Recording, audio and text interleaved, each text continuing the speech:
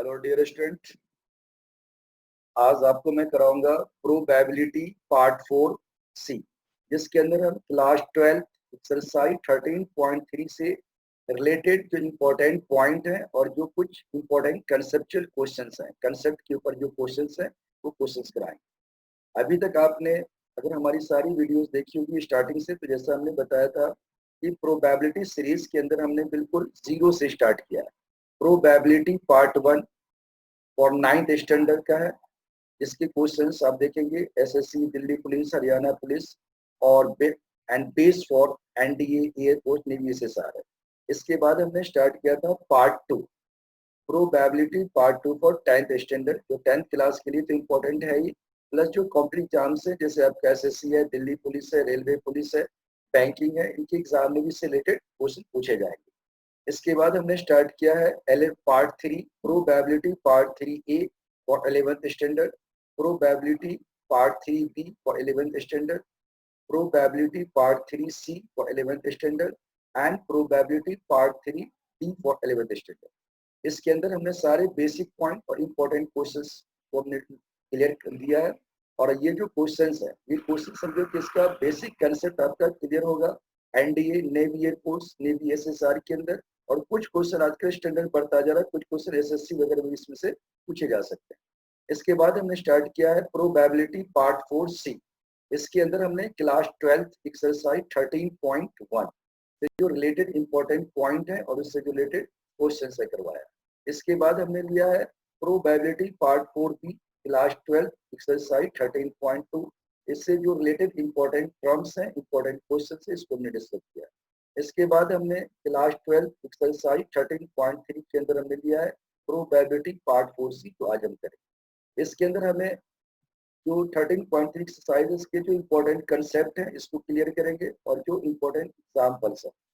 तो आज इसमें हम सीखेंगे सबसे पहला जो हमने पॉइंट लिया है कि पार्टीशन ऑफ सैंपल स्पेस। कि पार्टीशन ऑफ सैंपल स्पेस क्या है? जैसा कि आप जानते हो, अभी तक हमने पढ़ते हुए देखा है कि सैंपल स्पेस क्या है। जैसे आप बनाते थे कि भाई 2 कॉइन केस, 1 कॉइन केस, तो 1 कॉइन केस में हम सैंपल स्पेस लिखते, एक हेड आ सकता है या टेल आ सकता है, एच और टी होता था। इसी तरह से पार्टीशन सैंपल स्पेस यानी कि किसी भी इवेंट के जो सैंपल स्पेस है, इसको हम पार्टीशन करना यानी इसको हम पार्ट वाइज अलग अलग कैसे कर सकते हैं, इसको आप एग्जांपल से समझिए। जैसे कह रहा है कि set of events E1, E2, En is set to respective if partition of a sample spaces। कह रहा है कि अगर कोई सैंपल स्पेस एस है, इसके अगर हम पार्टीशन लेते हैं, जैसे E1 इवेंट 1 है, इवेंट 2, इवेंट 3 एंड सो, तो कह रहा है ये 3 कंडीशन होता है हमारा, जो आप देखेंगे इसमें अंदर यहाँ में लिख रखा है कि आप देखोगे इसके अंदर E I intersection E J equal to 5। मतलब कह रहा है कि अगर दो इवेंट है where I does not equal to J, suppose कीजिए E1 कोई इवेंट है, E2 कोई इवेंट है, तो E1 इंटरसेक्शन E2 अगर आप लेते हो वो क्या आता है, 5 आता है, यानी एम्प्टी सेट आता है, दोनों की कोई भी कॉमन नहीं। या अगर आप देखते हो कि अगर E1 E2 कोई एम्प्टी सेट है, यानी एम्प्टी सेट का मतलब कि उसका इंटरसेक्शन आप निकालते हो दोनों, तो उसका क्या आता है 5, यानी वो था डिसजॉइंट सेट। अगर वो डिसजॉइंट सेट है तो अगर हम उसका यूनियन लेते हैं, जैसे E1 union E2 dash up to En, तो क्या आएगा, वो सैंपल स्पेस के बराबर आता है। या probability of EI greater than 0 for all I equal to 1 2 3 से n, तो हर केस में वो क्या है, 0 से ग्रेटर है। तो 0 से ग्रेटर है और लेकिन 1 या 1 से छोटा होगा, इसे हम बोलते हैं पार्टीशन ऑफ सैंपल स्पेस। इसको एक एग्जांपल से हम क्लियर कर रहे हैं, ध्यान। जैसे आपने देखा कि अगर हम लेते हैं थ्रोइंग ऑफ 2 कॉइन केस, अगर आप 2 कॉइन को एक साथ थ्रो करते हो, अगर एक साथ थ्रो करते हो तो इसके सैंपल स्पेस आपने सीखा है एच एच, यानी दोनों पे हेड हेड आ सकता है, या हेड टेल आ सकता है, या टेल हेड आ सकता है, या टेल टेल आ सकता है। अब आपने लिया इवन कोई इवेंट है, कैसा इवेंट है, तो हैविंग 1 हेड, इसके अंदर एक हेड आने वाली इवेंट है। तो आप देखो कि आपके पास 4 सैंपल स्पेसेस पे एक इवेंट आने वाले क्या है, H T and T H. इसी तरह से दूसरा इवेंट हमने लिया E2, इसके अंदर क्या है, हैविंग एट लीस्ट 1 हेड, यानी कम से कम एक हेड आना चाहिए। तो कम से कम एक हेड का मतलब क्या है कि एक हेड तो आना ही चाहिए, एक से अगर ज्यादा आता है तो कोई दिक्कत नहीं, एक से कम नहीं आना चाहिए। तो आपने क्या लिया, एच एच ले लिया, एच टी ले लिया और टी एच ले लिया।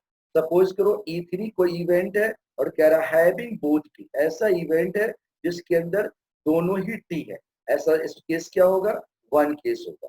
तो आप देखोगे अगर आप लेते हो E2 इंटरसेक्शन E3, यानी E2 और E3 के अगर हम इंटरसेक्शन लेते हैं तो क्या निकलेगा, कोई भी कॉमन नहीं है इसके अंदर, तो ये आ जाएगा 5, यानी E2 इंटरसेक्शन E3 5। अगर हम लेते हैं E2 यूनियन E3, तो आपने सीखा था यूनियन के अंदर E2 का पहले लिखो और E3 का लिख दो टोटल, यानी E2 यूनियन E3 के set having all the elements of E2 and E3।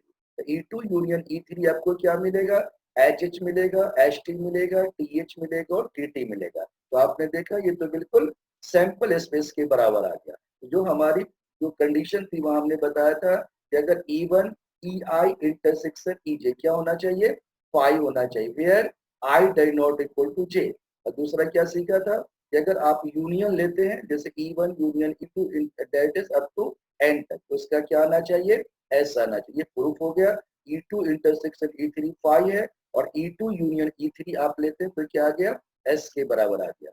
अगर हम निकालते हैं यहाँ प्रोबेबिलिटी ऑफ E2, यानी अगर हम निकालते हैं प्रोबेबिलिटी E2 इवेंट, यानी कि probability of event having at least one head, तो एटलीस्ट वन हेड में आप देखोगे 3 है आपका फेवरेबल, टोटल 4, तो 3/4 आ गया। इसी तरह से प्रोबेबिलिटी ऑफ E3 निकालोगे, E3 का मतलब देखा हैविंग बोथ टी, तो ऐसे ऐसे कैसे केस है, ऐसा ओनली वन केस है, तो क्या आ जाएगा 1/4। तो क्या देखा आपने कि E2 भी ग्रेटर देन 0 है, E3 भी ग्रेटर देन 0 है, और दोनों का इंटरसेक्शन क्या है 5, इसीलिए E2 और E3 क्या है, पार्टीशन ऑफ सैंपल स्पेस।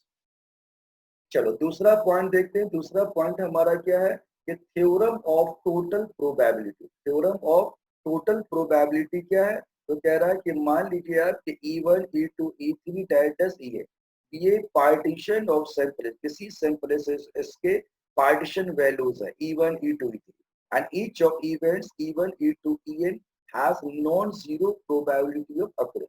मतलब इसकी जो प्रोबेबिलिटी है कुछ ना कुछ है, नॉन जीरो है, जीरो को छोड़कर कुछ भी हो सकता है। तो अगर मान लिया जाए कि A B event associated with the sample space से जो रिलेटेड इवेंट है वो आपका क्या है, ए। तो रूल कहता है कि अगर आप निकालोगे प्रोबेबिलिटी ऑफ ए तो क्या होगा, probability of E1 into probability of, यानी conditional probability A when E1 already occurred. इसी तरह से probability of E2 into probability conditional probability of A when E2 has occurred. इसी तरह सारे मल्टीप्लाई कर दे, यानी आप इसको लिख सकते हो कि summation of probability of EI into probability conditional probability of A when EI already occurred where I1 to n। तो ये हमारा था थ्योरम ऑफ टोटल प्रोबेबिलिटी। यानी थ्योरम प्रोबेबिलिटी की शॉर्ट यही कहता है कि जिसकी भी प्रोबेबिलिटी आपको निकालनी है आप निकालते चले जाओ, E1 इवेंट के लिए निकालो, E2 के लिए निकालो और सबको बाद में प्लस कर दो, आपका आंसर राइट होगा। इसके बाद आपको जानना है थर्ड पॉइंट में बेस थ्योरम। ये बेस थ्योरम क्या है, तो बेस थ्योरम काफी इंपॉर्टेंट है। बेस थ्योरम कह रहा है क्या कि E1 E2 En are the non empty event which are partition of the sample space, that is E1 union E2 union E3 that is union En क्या है, S के बराबर है, और A is any event of a non zero probability theorem। तो non zero probability theorem के अंदर अगर ये हमारा पॉइंट है तो आप देखोगे इसके अंदर कि अगर हमें निकालना है let A B any event of a non zero probability, तो क्या कह रहा है इसमें, इसमें हमें कह रहा है कि अगर हमें निकालना है conditional probability of E I then A has already occurred, तो क्या होगा probability of E I into में conditional probability when E I already occurred, और नीचे क्या आ जाएगा summation of all, that is summation of probability of EI into probability of conditional probability EI। तो आप देखोगे इसके अंदर I क्या है 1 2 3 n, यानी जिसकी प्रोबेबिलिटी जिसकी प्रोबेबिलिटी EI A जिसका निकालना है वो तो ऊपर और सारे जितने भी बन सकते हैं उनका हम क्या कर देंगे, एडिशन कर देंगे, हमारा आंसर आ जाएगा। तो अब आप देखोगे इसके अंदर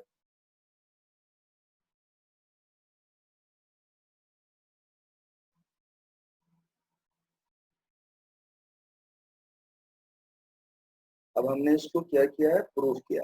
ब्यूज थ्योरम को अगर हम दिखाते हैं प्रूफ में, तो इसकी प्रूफ 12th के लिए इंपॉर्टेंट है, कौन से एग्जाम के लिए इंपॉर्टेंट है। और प्रूफ के अंदर वही चीज है, आप देखोगे conditional probability of E I when A has already occurred.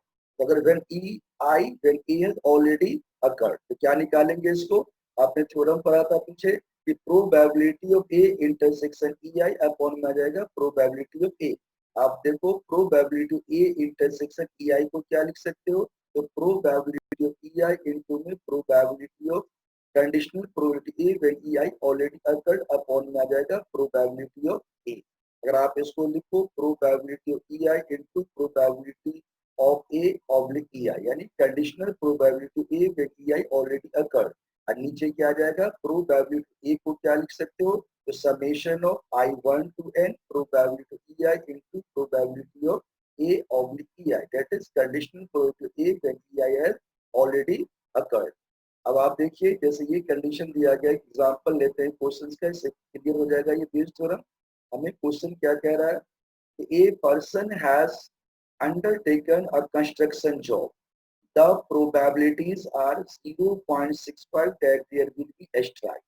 कह रहा है कि एक पर्सन जो है कोई कंस्ट्रक्शन जॉब अपने हाथ में लेता है और कह रहा है कि क्या प्रोबेबिलिटी है, कह रहा है स्ट्राइक होने की जो प्रोबेबिलिटी है वो 0.65 और 0.80 that construction job will be completed on time. और कंस्ट्रक्शन वर्क जो है, कंस्ट्रक्शन जॉब जो है टाइम पे कंप्लीट होगा, इसकी प्रोबेबिलिटी क्या है 0.80। तो आपसे पूछा गया कि if there be no strike and 0.32 that construction job will be completed on time, और कह रहा है कि कंस्ट्रक्शन जॉब जो है टाइम पे कंप्लीट होगा, इसकी प्रोबेबिलिटी क्या है 0.32। तो कह रहा है if there is a strike, अगर वहां स्ट्राइक होता है determine the probability that the construction job will be completed on time. तो आपको बताना है कि क्या प्रोबेबिलिटी है कि कंस्ट्रक्शन जॉब जो वो कंप्लीट हो जाएगा टाइम पे, कब होगा, when there is a strike, यानी जब स्ट्राइक है तो काम कंप्लीट होगा टाइम पे, इसकी प्रोबेबिलिटी क्या है, राइट। तो आप सिंपल निकालो, आप जानते हो कि ए कोई इवेंट है that construction job will be completed on time, E कोई इवेंट है that there will be a strike. तो आपको फाइंड करना है प्रोबेबिलिटी ऑफ ए। कह रहा है कि हमें चाहिए प्रोबेबिलिटी इनके क्या चाहिए, event that construction job will be completed on time. तो कंप्लीटेड ऑन टाइम चाहिए तो आपको निकालना है प्रोबेबिलिटी ऑफ ए। अब इसके अंदर दो कंडीशन है, एक तो कह रहा है क्या event there will be a strike, एक बार स्ट्राइक होने की प्रोबेबिलिटी अगर बी है, स्ट्राइक नहीं होने की प्रोबेबिलिटी क्या होगा बी नॉट होगा। तो प्रोबेबिलिटी ऑफ ए हमारा होगा probability of A B into में conditional probability of A when B has occurred and probability of B naught when probability of conditional probability A when B has occurred, यानी not probability conditional probability A when the probability not of probability of occurred। अगर दो condition लेते तो आप देखोगे probability of B यानी कि event that will be strike की प्रोबेबिलिटी गिवन है आपको कितना 0.65, और ये कह रहा है कि conditional probability A when B is occurred, उसकी प्रोबेबिलिटी आपको दी गई कितना 0.32। अगर आप निकालेंगे प्रोबेबिलिटी ऑफ बी नॉट तो आप जानते हो 1 माइनस में आता है प्रोबेबिलिटी ऑफ बी, तो 1 माइनस में 0.65 इनटू में आ जाएगा probability of conditional probability when B not has occurred, तो इनटू में 0.80 ये भी गिवन है।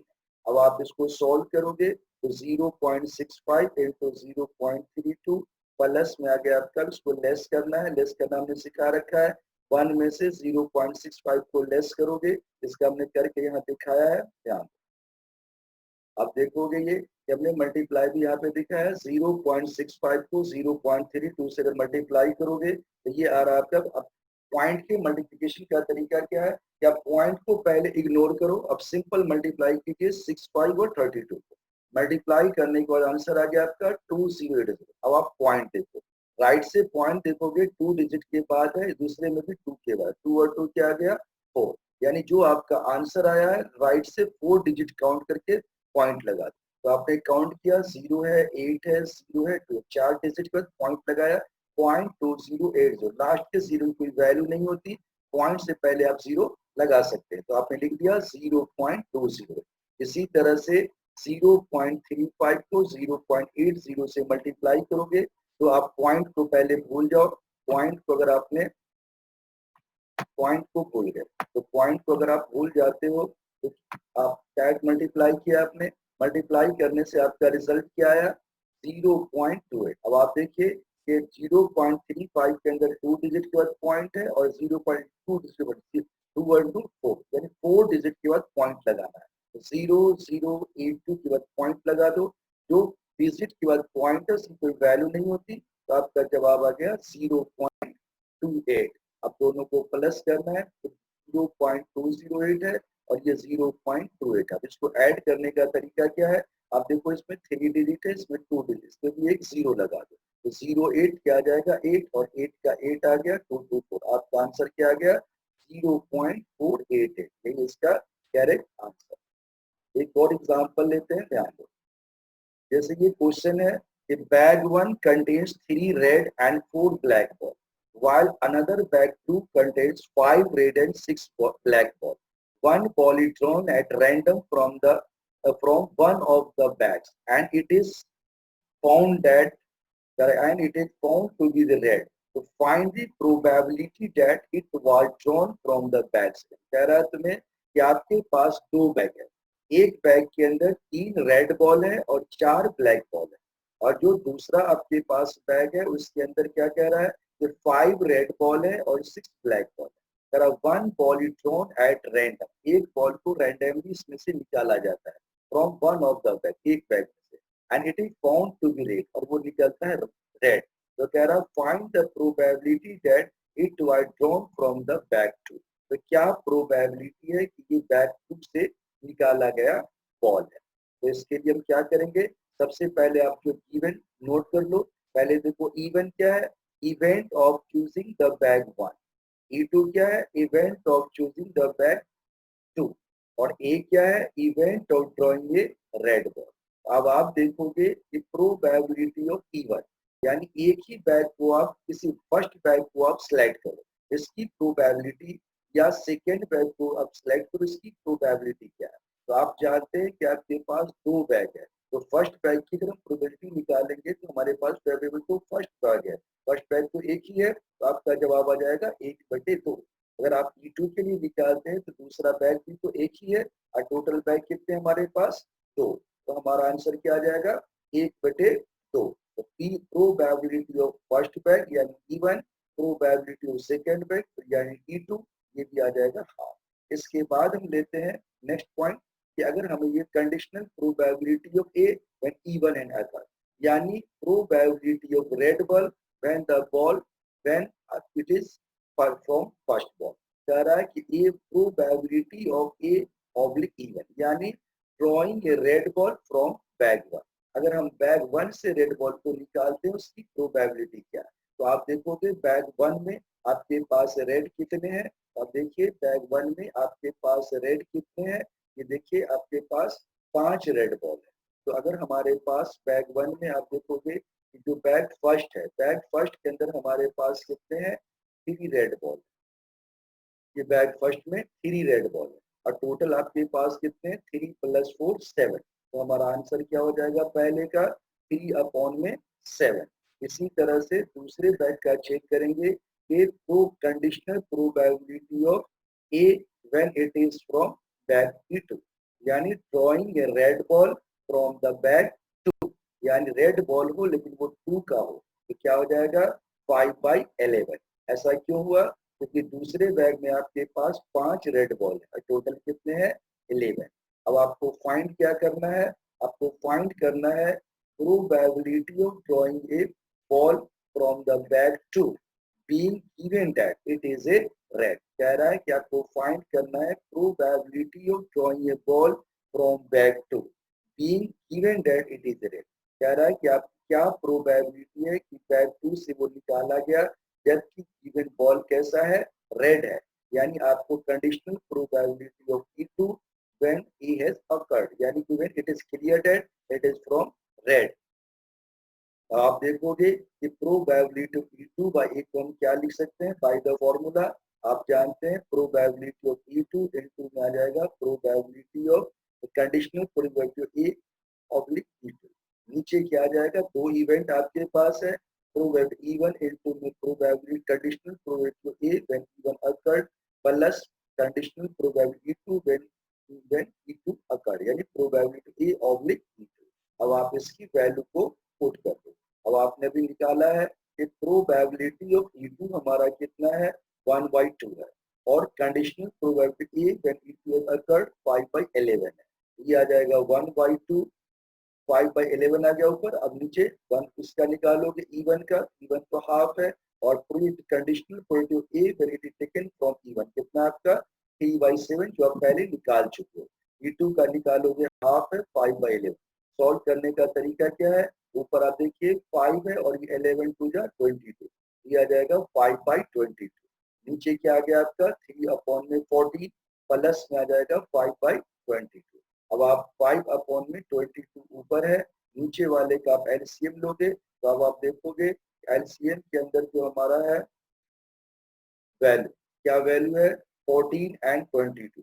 तो हमने ये एलसीएम देके दिखाया आपको। जिस बच्चे को एलसीएम में दिक्कत है आप चेक कर सकते हैं 14 एंड 22 का आप एलसीएम निकालते हो। एलसीएम निकालने के हमारे पास बहुत सारे तरीके हैं, बाद में हम जो टॉपिक कराएंगे केवल एलसीएम एचसीएफ पे देंगे, उसमें हम सारे बताएंगे। अभी आपको जो बेसिक चीज जानना है कि एलसीएम 14 22 का निकालना है तो 2 7 जा 14, 2 को तो 11 आ गया। अब ये 7 तो 7 से कटेगा, 7 से दोगे 1 कटेगा, 11 नहीं आप उतार दो। 11 से दोगे तो 1 तो 1 है, ये 1 आ जाएगा। तो तीनों को मल्टीप्लाई कर दो 2 into 7 into 11 that is 14 into 11, ये आ जाएगा 154। तो 154 आपका एलसीएम आ गया। अब आप देखेंगे 14 है तो रूल यही है कि 14 से एलसीएम को डिवाइड करो, 14 से 154 को डिवाइड करोगे 11 आएगा, 11 into 3 आ गया। फिर प्लस में 22 को 14 से 42 से 14 को डिवाइड करो 7 आएगा, 5 into 7 35। ऊपर आ गया 5/22, नीचे आ जाएगा 33 प्लस 35/154। फिर आ गया आपका ऊपर सेम है 5/22, नीचे 68 अपॉन में 154। अब इसको सॉल्व करोगे तो 5/22 आ गया आपका और ये जो वैल्यू है वो आपकी आगे कितनी 54 अपॉन में 68। कैंसिल करना है, पहले आप 11 से हमने कैंसिल किया है, 2 से 11 2 जा 22, 11 बन जाए 11, 4 बचेगा 44 आ जाएगा। फिर 2 से काटो 7 आ जाएगा। जिसको टेबल याद है 27 जाती 22 7 जाती काट सकते थे। अब ये आ जाएगा 5 into 7, नीचे आ जाएगा 68। आपका आंसर क्या आ गया 35/68, यही आंसर राइट है। इसी तरह से एक और क्वेश्चन लेते हैं, काफी अच्छा क्वेश्चन है ये, सारे मॉडल क्वेश्चन है, इसी के बेस पर आपके सारे क्वेश्चन बने। जैसे ये क्वेश्चन क्या कह रहा है, अ मैन इज नोन, कह रहा है हमें a man is known to speak truth 3 out of the 4 time. एक आदमी जो है अगर 4 बार कोई बात बोलता है उसमें से 3 बार वो सही बोलता है, ट्रू बोलता है। कह रहा है he throws a die and report that it is, कह रहा है कि वो डाई को उछालता है फेंकता है, तो कह रहा है he throws a die, die को फेंकता है और कहता है कि 6 आ गया। तो कह रहा find the probability that it is actually 6, क्या प्रोबेबिलिटी है कि वो रियलिटी में 6 ही है। क्वेश्चन समझ में आ गया। दोबारा से एक बार देखते हैं, हमें क्वेश्चन कह रहा है कि एक आदमी जो है वो अगर 4 बार कुछ बोलता है उसमें से 3 बार वो सच बोलता है और 1 बार झूठ बोलता है। कह रहा है he throws a die and report that it is, वो डाई को फेंकता है और कहता है कि हमारा तो 6 आ गया।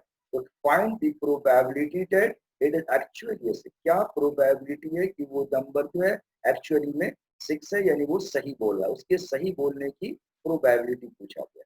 तो सबसे पहला काम है कि वो 2 काम कर रहा है। हमने माना प्रोबेबिलिटी ऑफ S1, यानी प्रोबेबिलिटी दैट 6 अकर, 6 के होने की प्रोबेबिलिटी क्या है, यानी उसके सही बोलने की प्रोबेबिलिटी क्या है, यानी उस बात को ले, यानी 6 के होने की प्रोबेबिलिटी क्या है। पहले तो ये निकाल रहे हैं कि अगर आप डाई को फेंकते हैं तो 6 आएगा, इसकी प्रोबेबिलिटी क्या है। तो आपने सीखा था पहले ही कि अगर आप डाई को फेंकते हैं तो 1 से लेकर 6 तक नंबर में से कोई भी नंबर आएगा, 6 की प्रोबेबिलिटी क्या है 6, तो एक ही नंबर है तो 1/6 आ गया। दूसरा हमारा है कि प्रोबेबिलिटी ऑफ S2, इसका मतलब होता है प्रोबेबिलिटी S2 का मतलब है probability that 6 does not occur, क्या प्रोबेबिलिटी है कि 6 ना आए। अगर आप 6 ना आए तो 6 को छोड़ के कितने नंबर है 5 नंबर आपके पास है, तो क्या आ जाएगा 5/6। अब हम लेते हैं probability of E when S1 अकर, यानी probability that the man speak the truth, क्या प्रोबेबिलिटी है कि आदमी जो है सही बोल रहा है, यानी कि probability of E, conditional probability of E when S1 has occurred, यानी कि 6 आ गया, इसकी क्या प्रोबेबिलिटी है, ये आ गया 3/4।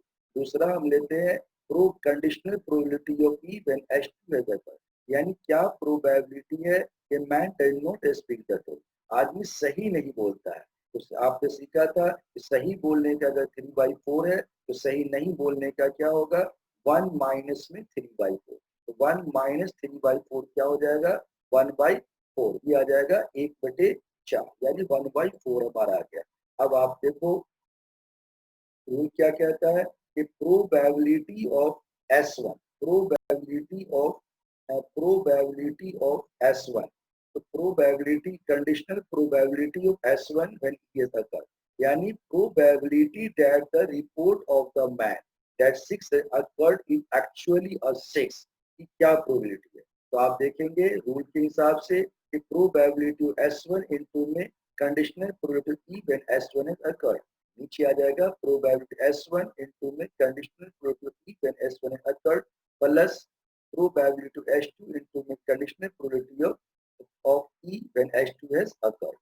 वैल्यू पुट कर दो, yes, probability S1 आपने निकाल चुके हो 1/6 है, probability of E यानी कि वो सही बोलेगा 3/4 है, नीचे आ गया 1/6 into में 3/4 प्लस 5/6 into 1/4, तो आप ऊपर कैंसिल करोगे 3 2 जा 6, ये 1/8 आ जाएगा, और नीचे आप देखोगे कि अगर हम इसमें कैंसिल करेंगे 3 और 6 की अगर हम बात करें, ये 3 2 जा 6 आ गया तो 1/8 आ जाएगा, ये 5/24 आ गया। रूल क्या कहता है, अब इसको सॉल्व कीजिए, तो 1/8 को हमने क्या किया है, ऐसे ही लिख दिया, नीचे आप देखोगे 8 और 24 का एलसीएम क्या आएगा, 24 आ जाएगा, 8 3 जा 24, 3 आ जाएगा, 24 बन जा 1, 1 into 5 5 आएगा, तो 1/8/8/24 आ गया, ये 1/8 है, ये 24/8 है, 8 3 जा 24, ये आ गया आपका 3/8, तो आपका आंसर बिल्कुल राइट है, 3/8 इज करेक्ट आंसर, 3/8 हमारा क्या है,